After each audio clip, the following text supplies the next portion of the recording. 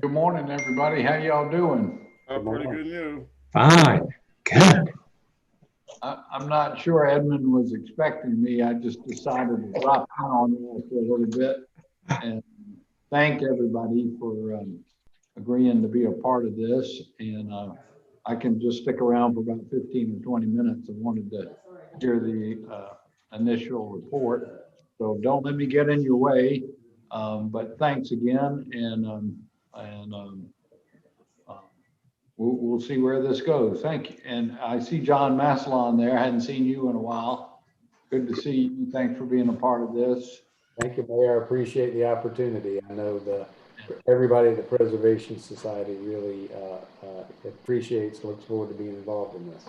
Good. And LaTanya Gamble is with us. Hey, LaTanya, how are you? Hey, how are you, Mayor? Great, doing well. Greg? Good to see you, Mayor.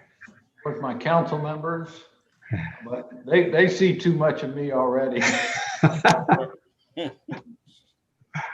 Oh, boy. Good morning. Joseph Watson. Who is that? Joseph Watson. Hey, Joe, how you doing, man? Good to hear you. All right. Good to hear you too. And who do we have there? Phone number 670-8542. Hey, sir, it's Mike Tito. How you doing? Oh, hey, Mike. I'm doing well. Glad to have you on board. Mike helped with the evacuation plan on the emergency management side and all like that. So Edmund, are you going to kind of walk us through the agenda and lead the discussion, hopefully? Sure. I thought that we were going to have some opening remarks from the chairperson initially. So we do have an agenda. Liz Bailey had circulated it to all the task force members. So I was just going to kind of sequence through that. Robert, did you want to start with some opening remarks, or would we say that the mayor's would suffice for that? If I could, Mayor, make a comment before we get started. This is Robert Clement with the Historic Charleston Foundation, and I'm going to defer my participation going forward to William Applegate. He is a local attorney, but he's also head of our advocacy committee. So that'll be a change for the next meeting, but I'm going to sit in today so that I can catch him up and download him going forward. Thank you.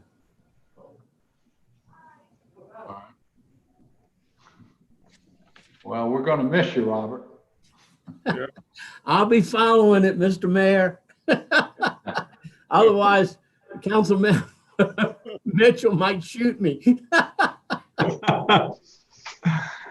Did I appoint a chairperson to this, Edmund? Yes, sir. It was Robert. Oh, How did I get to be chair? Oh, my goodness. Well, this is great news. Yeah, that's great news that I was chair. So Mayor, we might have to turn it back to you. This is off to a great start. well, Mayor, I was going to request, could you appoint, I mean, if you want to keep, I guess, William Applegate as the chair, or if you want to reappoint a chair now, I think you have the ability to do that. yeah, since he's not here, we'll ask William to do it. That's only fair.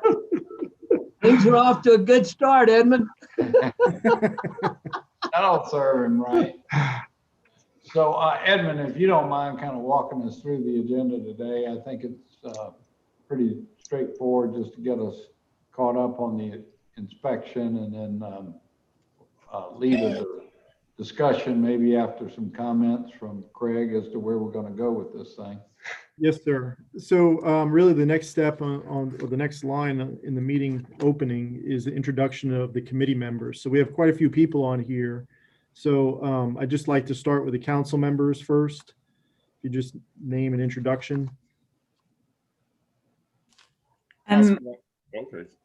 That's okay. Ladies first. I'm Marie Del Chapo, City Council District 1. Robert Mitchell, City Council District 4. And then I'm not familiar with all the other committee members as well, but I guess this is always awkward, but who would like to speak next to introduce themselves? We have two guests, two members from the east side neighborhood, one being Deborah. President LaTanya Gamble. LaTanya, you want to introduce yourself as well?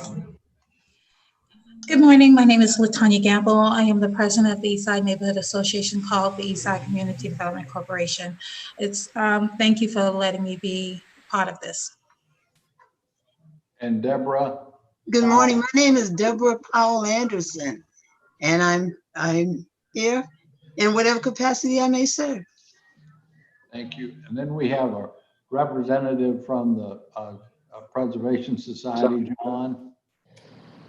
Hello, everyone. I'm John Massillon, and I'm on the board of the Preservation Society. And I too appreciate the opportunity to be here and be with you. And I mentioned to Ms. Bailey that this got scheduled over something that I already had scheduled, so I'm good for a few minutes, and I will schedule around it next time, but I may have to drop off a little early today. Thanks. Great. Thank you. And then you heard already from Robert Clement, who's here for just this meeting, representing the Historic Foundation. We have two city staff members, Edmund Most, who's heads up our capital projects, and Ken Granata. I don't know that everybody knows Ken. Why don't you introduce yourself, Ken? Sure. Morning, everybody. Ken Granata. I am the building official who wrote the letter on the smokestacks. I appreciate y'all including me, and I hope I can be of service and guidance. Great. Thank you, Ken. And the meeting is advertised and open to the public. So Joe Watson is with us. He's also a citizen of the East Side, and I think maybe has been active in the neighborhood there all his life. I know Joe, but he's not actually a member of the commission, but we welcome you to be with us today, Joe. And then, or the task force, Liz Bailey from my office is helping coordinate the meetings and all like that, and the communications. And then I see Craig Bennett, who's our incredible resource as to engineering and design and recommendations for the stack. So Craig, you want to introduce yourself? Yes, sir. I'm Craig Bennett, and I'm a structural engineer with Bennett Preservation Engineering. And our work is just structural engineering for historic preservation. And we keep old buildings standing. And so we've been contracted to come up with a preservation plan on the stacks. Great. Thank you. Terrific. And I see Councilmember Seeking has joined us as well. Mike, are you out there? He's probably muted. I see his picture. Maybe he's just getting situated or something, but when you can unmute, we'd be happy to hear from you as well, Councilmember Seekings. Okay, Edmund, where do we go from here? The next item is basically the goals of the committee, and there was discussion at the council level, and I guess there was a resolution or approval to move forward, I should say, of what these goals of the committee are. Mayor, I don't want to put you on the spot. Would you mind commenting on what was discussed at council so that for the record we have what those goals are? Do you have them written there with you? I don't. I do not, sir. It was what was discussed at council that basically this committee was going to review the feasibility of what the options were after we see this report to move forward, whether it was going to be a partial disassembly, a complete disassembly, or complete restoration. And in the meantime, we contracted with Craig Bennett's office for the full preservation. My understanding of one of the goals of this committee was to make the recommendation to council, the second council meeting in January, as to what the findings of this task force was going to be moving forward. But that includes the funding as well, should this task force approve a full preservation. Correct. I think you've summarized it well. Yeah, that's the key components for us to make we're on a bit of a fact-finding mission and maybe a fundraising mission as well to ascertain the feasibility of the three options, to make a recommendation to council at the and kind of on a parallel track, not to lose any time, given that there is some urgency to this matter. You know, whatever we do, we want to try to get accomplished, if at all possible, before the next serious part of the hurricane season rolls around. And you know, along with the reasoning to ask Craig to go ahead and come up with the more specific preservation plan, if that's the will of this task force and the will of council, is to get a more exact estimate of how much that will cost, so that we can garner, if that's the recommendation, so we can plan on getting the money together to do the job as well, right? Yes, sir, that is correct. Yeah.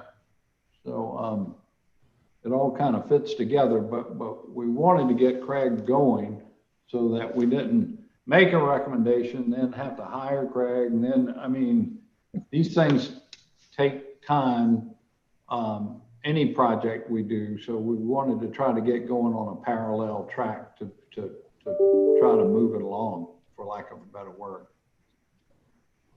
I didn't want to move forward until I saw Council Member Del Chapo. Did you have a question or comment? You had your hand up? No?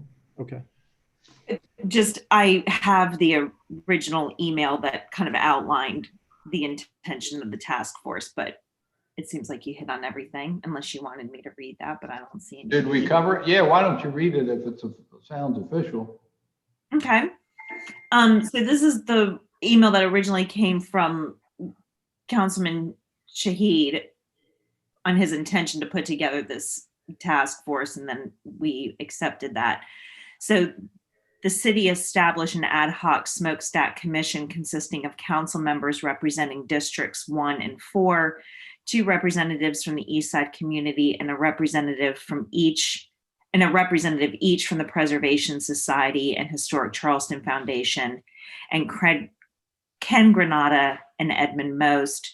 The city to be responsible for no more than 50% of the total cost, including design and engineering of such restoration, and the commission be responsible for securing funds for the balance of such expenses from any and all other sources. In the event funding is unable to be secured, or it is determined it is not feasible to restore the smokestacks, that its demolition be reviewed through the city's normal permitting process. The commission make its initial report to council at its second meeting in 2021. The commission's existence expire upon either the completion of the restoration or demolition of the smokestacks. Terrific. That covered all the bases. Anybody want to comment on our goals, our mission, where we're going, what we're all about here?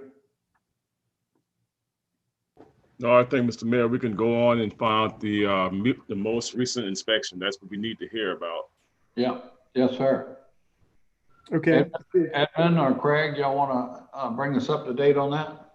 I'll start off, and then Craig, I'll ask if you can kind of jump in. So just a little bit of a rewind on that. International Chimney Company they're actually online watching this too, by the way. They did a field inspection. It was performed October 27th through October 29th. And this is where they came out and they did an exterior inspection, and then they went down inside with a camera. They took a lot of photos, a lot of notes. went back to their office up in Buffalo, New York, and they uploaded the images for both the north and south chimneys to us. We received that, I think it was late the following week. Now, my understanding was their engineering department that actually puts together the report and analyzes the images and the recommendations, they had been backed up. So we received the North Tower assessment yesterday, and I created a Dropbox account and I uploaded that and I sent that to y'all. I know that you didn't have an opportunity to review it yet, but I do have that up on my screen and I can share that, the findings with the group.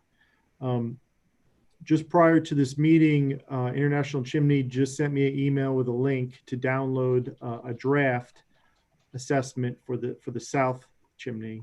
And after I have an opportunity to download that, I'll share that with this committee as well. And then Craig, I don't know how much time, again, you probably didn't have a lot of time to review this just because we got this yesterday.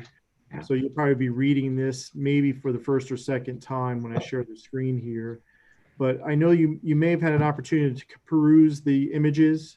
You're very familiar with what the previous inspection said. So, you know, your assessment as to what you've seen before versus what you're just seeing right now, I think it'd be helpful to go through that as well.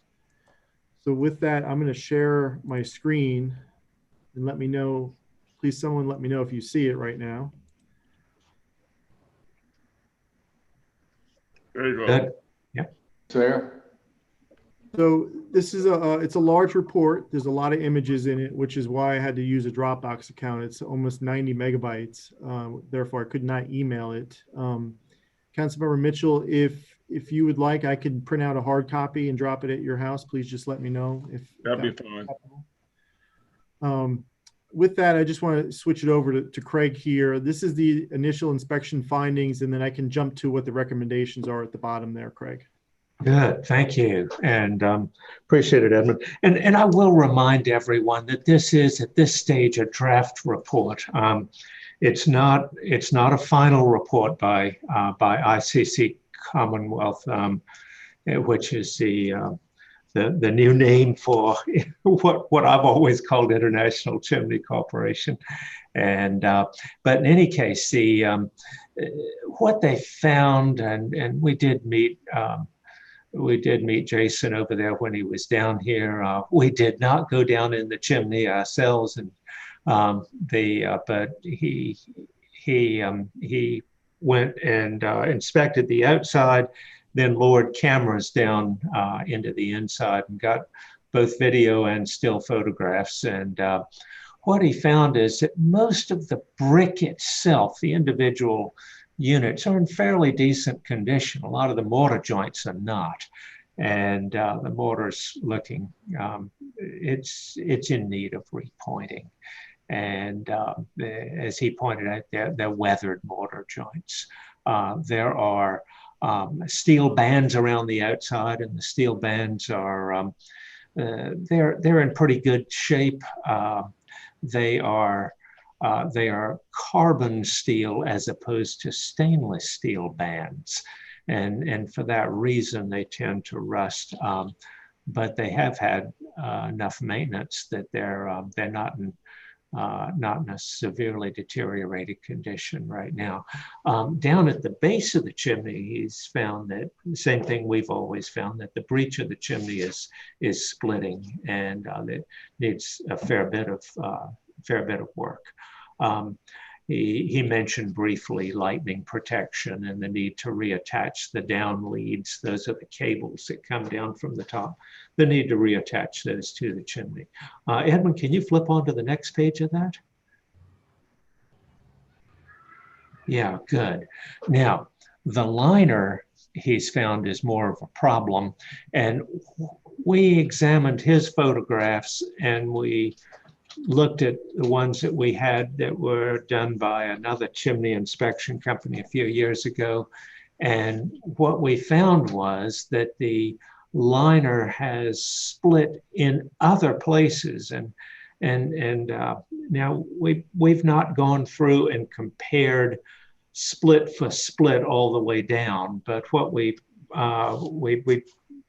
as Edmund mentioned, we just got these yesterday. We just got the report yesterday. We got the photographs couple of weeks ago, and but we have had enough of a comparison that we can tell there are additional splits in the liner.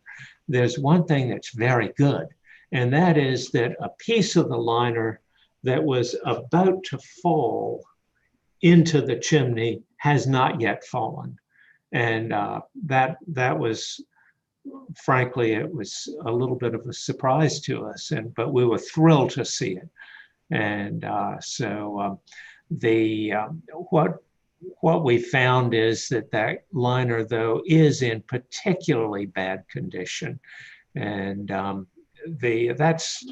I think we'll see that. Let's see, I'm going to read this off of the report.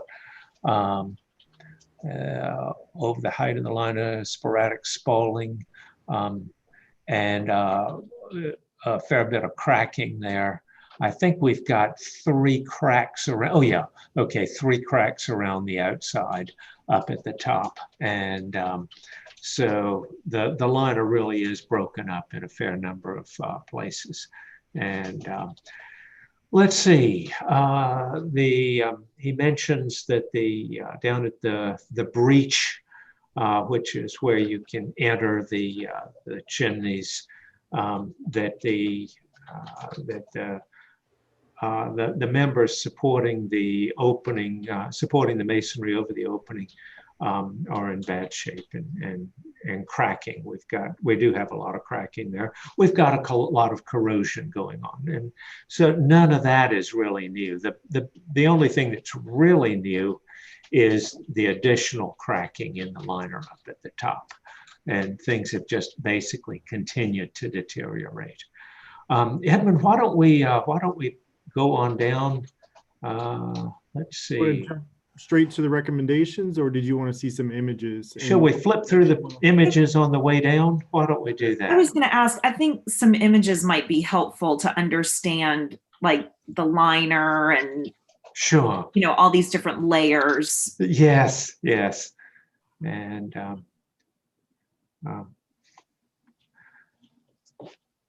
that's a really good point. And let's see. Okay, good. What we're looking at here is we're looking across, this is up near the top of the chimney.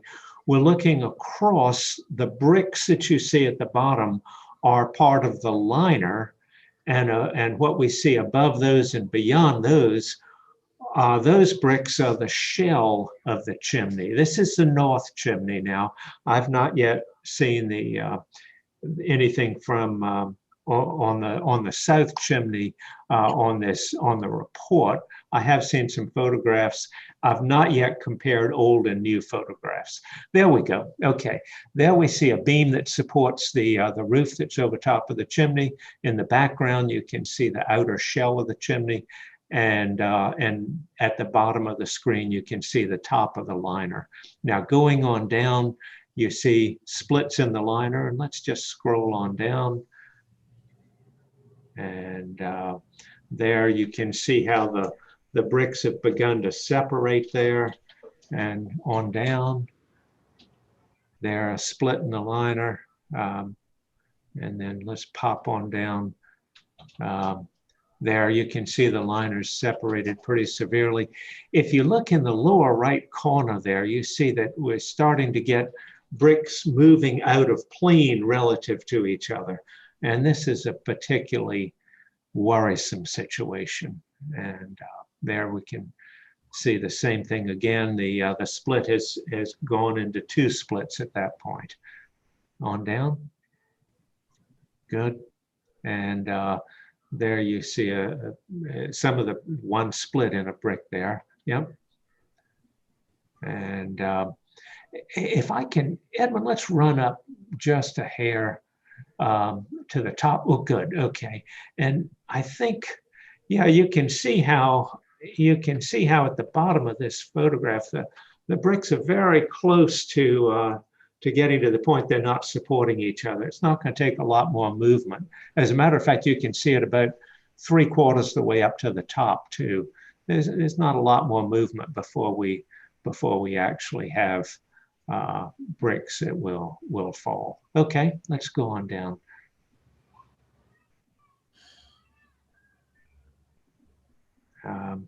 There are just some deteriorated bricks, and not particularly, there are not many of those. So, okay. And on down. Maybe Yeah. just note the amount of mortar that's left between these liner brick. Oh, thank you. Yes, and there has been a lot of loss of mortar in there.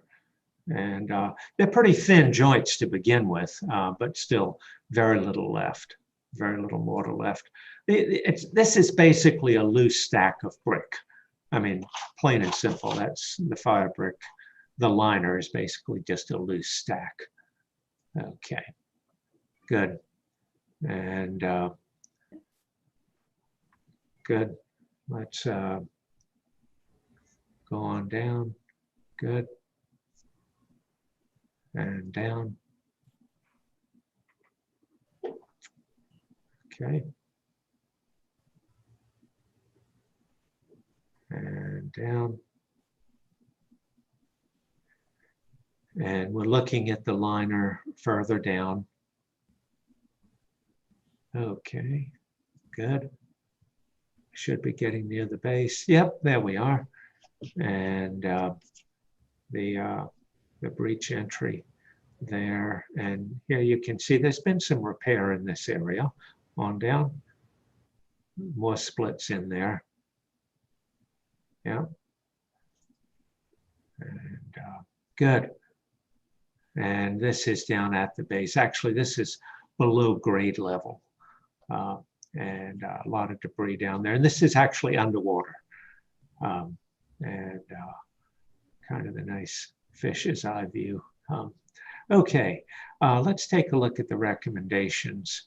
And as I pointed out earlier, this is a draft report. These are not final recommendations, but I appreciate very much ICC is trying to get us something quickly on this, knowing this meeting was coming today.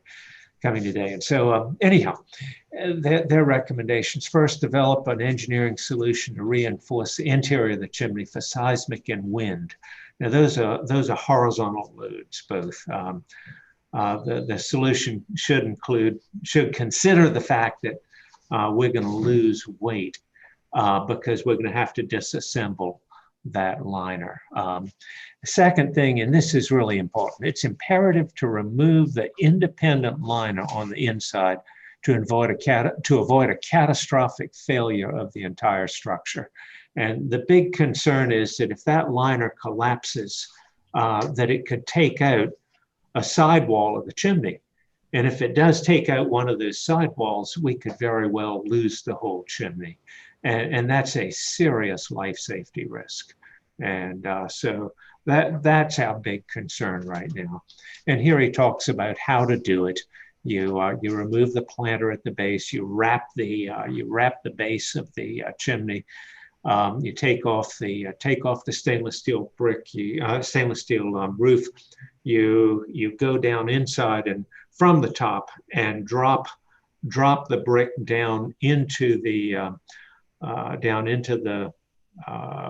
into the bottom of the chimney. Then once a day you go in there and remove the brick that have been taken out, and so that's his process. And you go through, wash everything down, and get a good look at the interior face of that outer shell.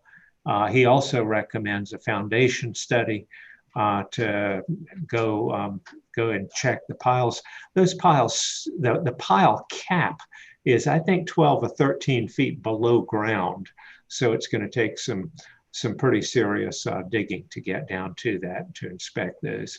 Fortunately, we've not seen any indication at this stage that there's any problem with the piles. The chimneys appear very much to be plumb. Okay, let's see. He is recommending removal of cleaning and pointing of the mortar joints, and that replacement of the broken brick, the cracked brick, and replacement of the steel bands, carbon steel bands, and with stainless steel bands so they won't corrode. And then reattachment of the anchors for the down lead for the lightning protection system, and also testing it for resistance. Okay, on to the next. And he's recommending removing the ladder rungs. There's still some ladder rungs in there, or remnants of ladder rungs, and those ladder rungs have corroded and they've split the shell of the chimney. And he's recommending a lot of work down at the breech entry, and replacing the lintel beam, and repairing the brickwork that's been seriously damaged by corrosion of what's down there. And and he's recommending that we have some sort of access so we can get in there for inspections. Those are his recommendations. They're not a long way away from the recommendations that we've had in the past, and that is our initial recommendations back in 2018. Back in 2018 we had two possibilities. One possibility was to do pretty much what he suggested here, and the second possibility was to disassemble it if there wasn't money available for doing this kind of repair.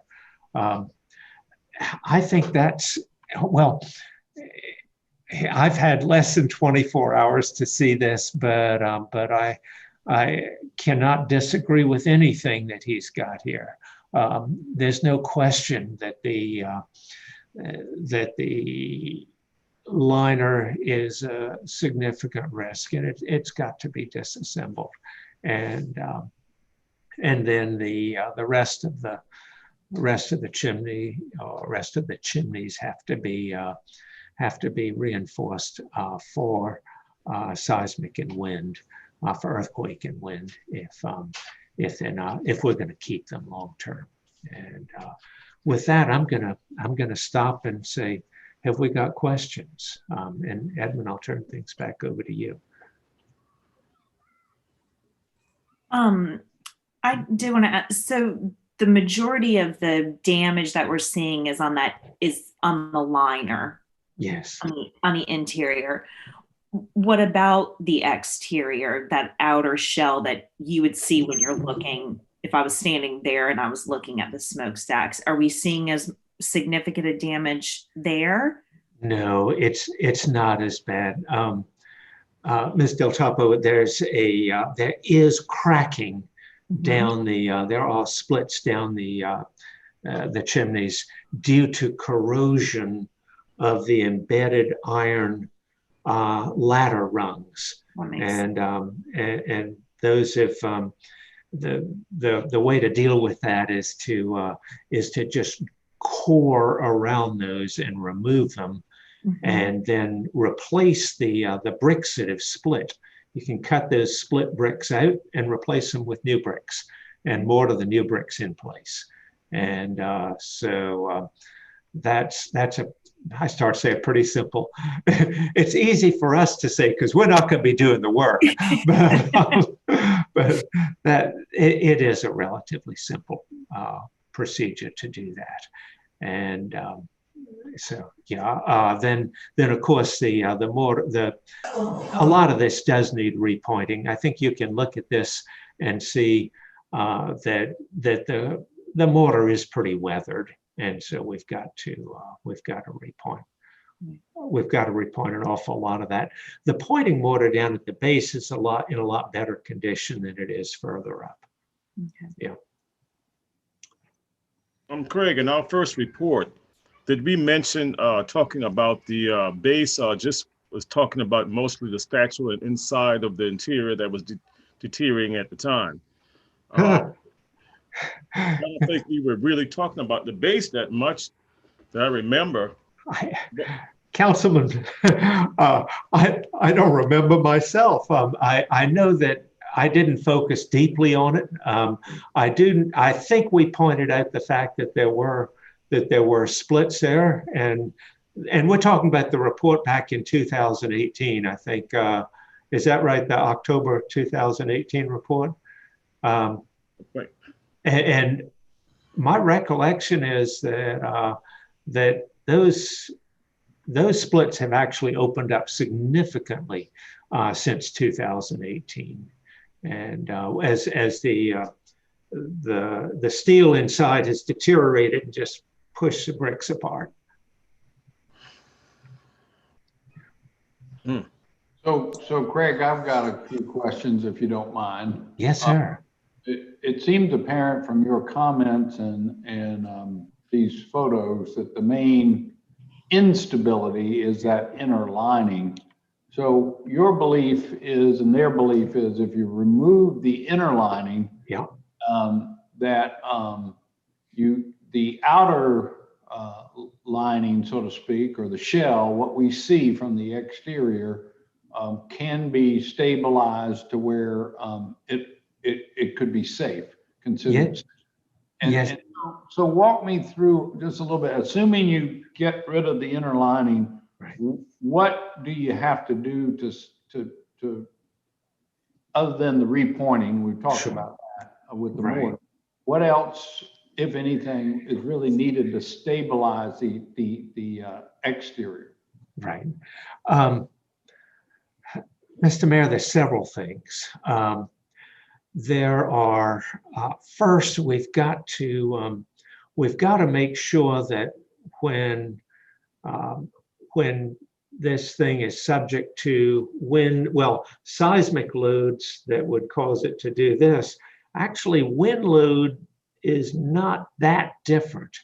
But we've got to make sure that it cannot overturn.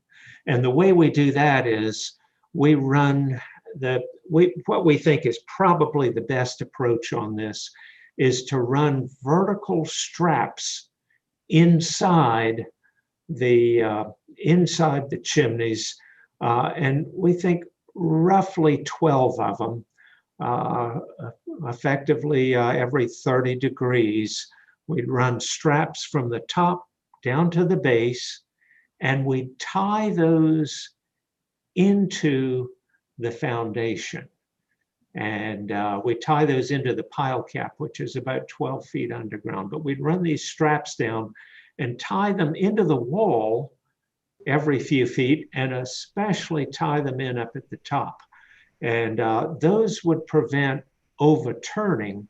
Now, we're going to have to additionally add some weight to the base because we're going to be removing that lining. And one of the ways we could do that is to use a lot of the bricks that are being taken down from the liner, and then just fill the base with fill the bottom 12 feet up to the breach entry with those bricks and with a flowable fill, which is effectively just real weak concrete, and that adds a lot of weight and consolidates those things. So that's one approach that would do that. That would prevent overturning, but we also have to deal with shear. And the way we do that is we would end up, because we're going to be taking these straps off and replacing them with stainless steel straps, which is, I think, a very good recommendation. What we do is we'd space any new straps on the outside with such a spacing that that we could handle the shear from seismic loads. Now, one thing I need to make everybody fully aware of, and that is that we are not going to be able, because this is unreinforced brick masonry, or in some places hollow clay tile masonry, we're not going to be able to actually make this thing meet today's building codes for new construction for seismic loads. That's not going to happen, but we will dramatically strengthen these things for seismic loads. Now the question is, okay, why can't we make it meet today's building? Well, today's building codes require that we have joint reinforcing inside of the every joint, no more than every 16 inches vertical spacing. That's just a requirement for new construction under today's building codes, and that's not something that is reasonable or easy to put in. Now, having said that, there are ways in which we can cut away some of the mortar in the joints and put that kind of reinforcing in. Whether or not we'd achieve the intent of that code, I don't know. I do know this, that with these straps, the horizontal straps around the outside, vertical straps on the inside, we are going to dramatically increase the wind and seismic resistance of this structure. And, the night and day increase in capacity. The other question I had, it was not surprising, but a little curious that the water was down in the bottom. We got a roof on the stacks now, but water's getting in somewhere. And as we know, the presence of water means deterioration over time. Does it not have any kind of drain or any kind of mechanism for letting the water out now? And would we clearly address that with the preservation effort? Mr. Mayor, big maybe on that one. And the reason is that I think that pile cap is well below the water table. Every time I've seen reports from the geotechnical engineers come in, they all seem to indicate that anywhere we are here in the city, that the water table is only 4.5 to 5.5, sometimes 6 feet below grade. And we know that pile cap's about 12 feet below grade, 12 or 13 feet. And so I have every reason to think that pile cap stays below water and will always be below water. I think it would be extremely difficult to actually seal everything around that. I see. Yeah. Craig, this is only the south smokestack, right? No, sir. Mr. Mitchell, I think that the photographs that we just saw are actually the north stack. North stack. And I don't remember what the situation is in the south stack, but it's got a very similar geometry, and I believe that also has water in the bottom. And we'll know more soon. How's that? Next time we get together, we'll have a whole lot better idea. Okay, because see, we have to know the balance between the south and the smokestack, the south and the north. Yes, sir. You see how much damage is in both. Yeah. We know where we got to go. And that's right. And that's going to be the big question. Yeah. What's going to take, even if we look at both smokestacks, because the south smokestack was the first one. Right. I believe the north one came later on when they built. So just to see what damages pertain to both. Yeah. That south one, I think, finished in 34. 35. Yeah. So Councilmember Mitchell, as soon as we're done with this call, I'll upload the draft report. I believe it doesn't have photos in it. It's a draft text report for the south chimney. I'll upload that after this, and the same thing, I'll print out a hard copy and get that delivered to you. Let's take your time. Okay, that'd be fine.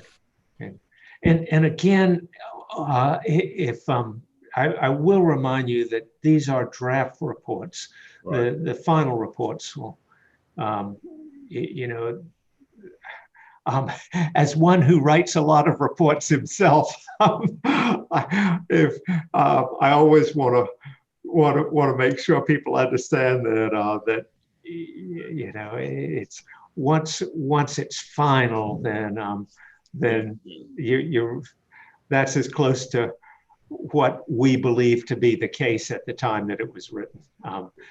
Ms. Del Chapo, Councilwoman, yeah. Like logistically, chronologically, how does this get done? Do you remove the current lining and then go in and do the straps and the interior and the exterior work, or are you doing exterior while you're taking down the interior? I guess I'm just wondering how we have some assuredness that that outer shell remains intact and safe if we're taking down the interior lining. Sure. Yeah, exactly. Well, the first thing any company doing that would do is they would wrap the base of the shell, the base of the chimney with steel, with rods, and probably would put timber up against it, and then steel around the outside, steel rods around the outside, so that if there's any sort of, if there's a catastrophic failure of the liner during the disassembly process, and there might be, because a lot of that stuff depends on weight to hold it in place. And when you start taking the weight off, then all of a sudden you could have a catastrophic failure. And as a matter of fact, the guys at International Chimney were talking about one chimney where that was such a problem that they did not put any scaffolding on the chimney. They actually hung from baskets to disassemble, and sure enough, the thing collapsed while they were working on it. But everybody was safe. And so this, the situation here is that they would wrap the base to prevent that as they do the disassembly. Yeah, and then they would, once there was disassembly, the brick was cleaned out, then they could put the straps in on the inside.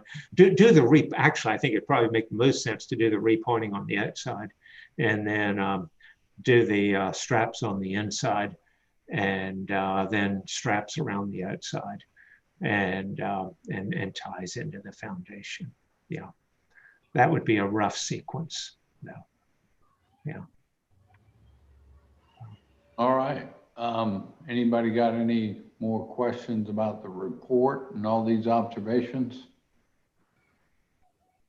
Mr. Mayor, I do. Can you hear me, Mr. Mayor? Yes, I can hear you. I guess I would like to know, this report that he's given is only of the North Tower. What is the cost associated with it, and what would be the timeline? And when would we get the final report to know what is the possibility? Sure. Well, that's probably some work Craig needs to do, and but I'm going to let Craig speak for himself, maybe. Well, ICC has done these inspections. We expect that we'll get the final inspection reports. These guys are backed up right now, and when they'll actually produce those, I can't say, but I would not expect them to come within the next few days. It wouldn't surprise me a bit if they actually came in after Thanksgiving. But once we get those, but between now and Thanksgiving and now and Christmas, we're going to be evaluating all the information we do have available. We've got a lot of photographs that we can evaluate, and we'll be looking at that. And I think that I suspect we'll be and we have not yet set a full schedule for the project, but as I see it, we'll be doing evaluating these reports and determining, okay, does that change anything from where we were a few months ago, and then coming back to this group. Well, my first question is, are you going to be meeting in December? And if so, if we've got information available, I think it would be appropriate that we come back to you in roughly a month when we've been able to absorb everything and say, okay, based on the new information that we've got, here's how we recommend, or here are the options for moving forward. And I think it would be appropriate that we say, here are the advantages and disadvantages of each approach going forward. And then say, here are the costs associated, as much as we're able to say, here are the costs associated with the approaches. As you know, we did do some cost estimates a couple of months ago, and we will now, because we have better information on the condition of things, we'll be able to update those and be able to bring those to you. That would be on both, right? Yes, sir. It'd be on both stacks, yeah. Yeah, I mean, I think we're going to have to meet in December. You know, we're up against the second meeting in January to present to council. So I think as soon as these, final reports are done, I think we need to meet very, very soon thereafter and run through all of the options and figure out what we're up against. Yeah. So I think the sooner we can do that, the better. I'm sorry. That's okay. I'll reach out to the inspector and ask when we can anticipate having the final report. And as Craig said, they're backed up, so I don't want to push them into a corner. I mean, we want this to be true and accurate information. But I would hope that we would have it pretty close to the beginning of December. So we do have that holiday next week. I would have thought we would have had it by now, but obviously we don't. So hopefully by the beginning of December, and I'll distribute that as well. Okay. So I would say about our meeting schedule, Craig, it's a little more reliant on you than on us.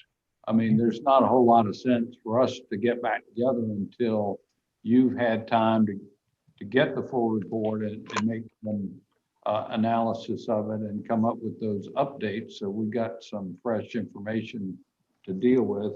I mean, if the committee, if it's the will of the committee, we could get together again after both full reports are in from ICC, just to review the South Tower, is like we did today with the North Tower, and everybody will have had a chance to look at the reports themselves, and we might just have some questions. So maybe that's not a bad idea. I like that idea, Mayor, to reconvene and go through the South like we did the North today, and then get together again once we have final on both with recommendations. Okay. Does that sound like a plan? I agree with that as well. Yeah. I like that idea, Mayor. Edmund, can I get you in touch with William Applegate so he can watch this video of this meeting that we just had today, please? Yes, I have his email address, and I can just email him the YouTube link, and then he can watch it at his leisure. Thank you, sir. And we'll all have access, Edmund, through the flash drive or through the what did you call it, the lockbox? Dropbox is how I distributed it. Yeah, it's a city Dropbox account, and if you did not get a link, you can respond to the email that Liz Bailey originally sent out, and I can get you a new link, or I can get you a hard copy if you're having problems with the download.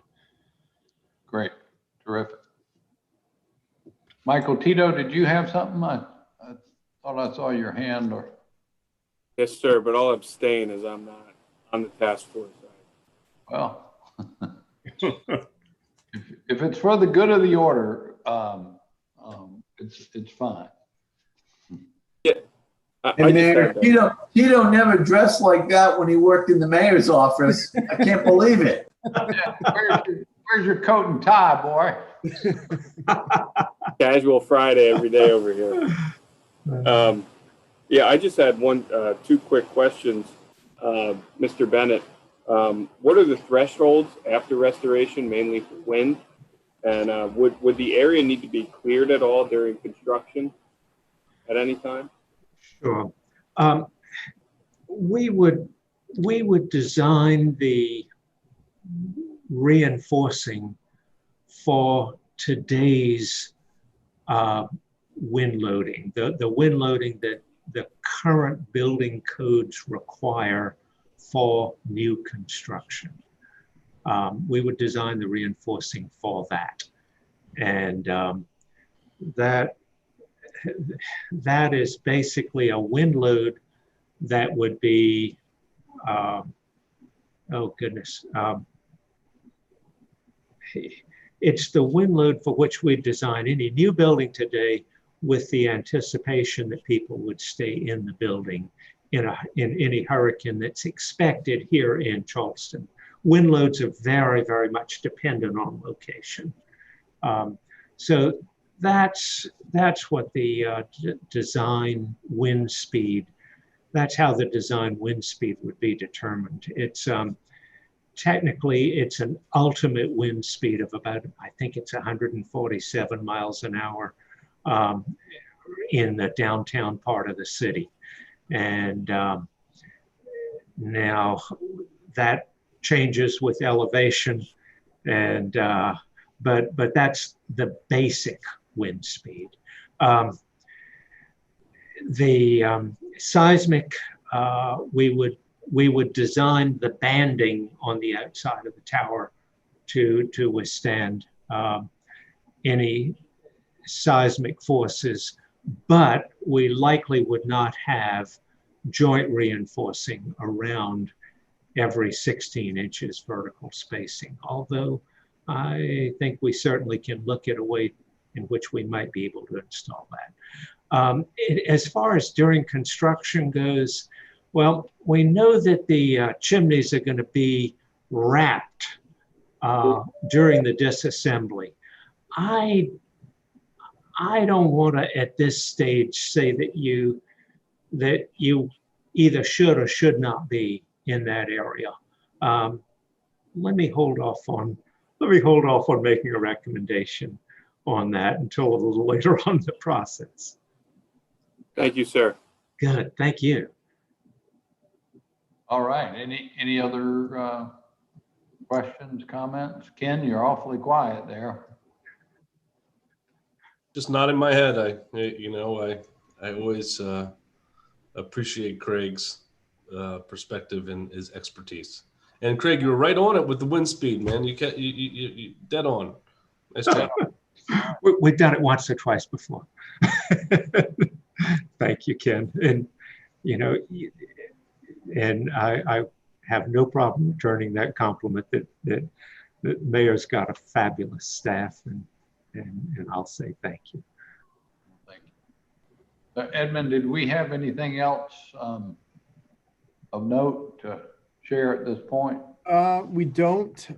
Craig Bennett's office for the contract that they've been awarded for the design, they're working on a schedule, and they'll be getting that schedule back to me, which I'll share with this committee as well, and any updates as to what they've done. But right now they're in an assessment period. They're assessing the reports. So probably won't have a lot to provide to the committee at the next meeting on his status. Great. Councilmember Seekings, did you want to unmute and share any comments or questions with us since you're online? Thank you, Mr. Mayor. I just wanted to listen in and let the committee do its work. I appreciate you letting me listen in. It's been very instructive. Thank you all for your hard work. I'll look forward to the next round. Thank you. Great. So if they come forward with the final report after Thanksgiving, I just say, let's shoot to meet a week after we get the final report.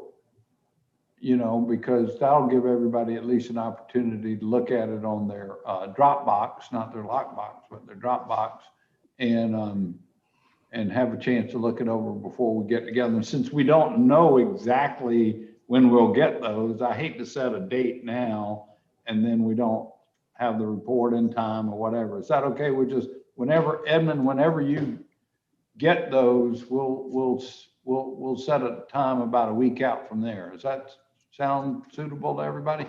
Yes. Yes, sir. We need the report so we can go through it before we have a meeting, because if we have a meeting without the report, we're just going spinning our wheels then again. That's right. That's right. Okay. Well, terrific. Thanks y'all again for serving, and Craig, thank you for being with us today, and Edmund, your work on this, and Ken from a staff point of view. We'll I hope everybody has a great Thanksgiving. We'll look for this report. Edmund will push them along, and as soon as we get it, we'll add a week and get back together again. Sounds great. Good.